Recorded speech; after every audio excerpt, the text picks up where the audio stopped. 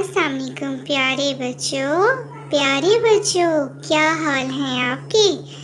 उम्मीद है आप सब खैरियत से होंगे। प्यारे बच्चों, आज मैं आपके लिए बहुत अच्छी कहानी लेकर आई हूँ। प्यारे बच्चों, एक नदी के पास एक बरगद का दरख्त था। उसके ऊपर फाख्ता का घोंसला था और जड़ में एक चूंटी का घर था। एक दिन चूंटी पानी पीने आई, उसका पैर फिसला और वो नदी में गिर गई।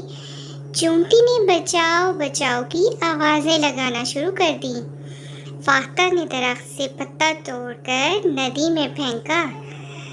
चूंटी पत्ते पर बैठकर किनारे पर आ गई। चूंटी ने फाख्ता का बहुत शुक्रिया अदा किया। इस तरह उन दोनों में बहुत गहरी दोस्ती हो गई और वो हंसी खुशी रहने लगी। प्यारे बच्चों, इसी तरह वो दोनों मिलजुल कर रहने लगी। एक दिन फाख्ता बाग में उड़ रही थी कि अचानक वहाँ पर एक शिकारी आ गया। प्यारे बच्चों, शिकारी ने फाख्ता को देखा तो उसका निशाना बनाया। चूंटी ये सब कुछ देख रही थी।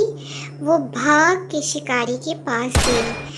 उसने सोचा कि ये बहुत अच्छा मौका है। उसने शिकारी के पाँव पर काटा। शिकारी डर से भाग गया।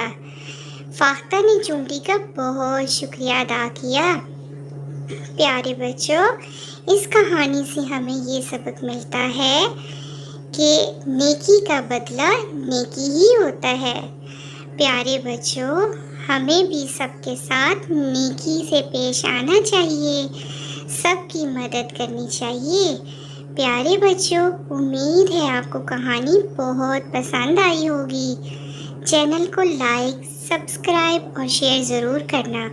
अपना बहुत सा ख्याल रखना। अल्लाह हाफिज़।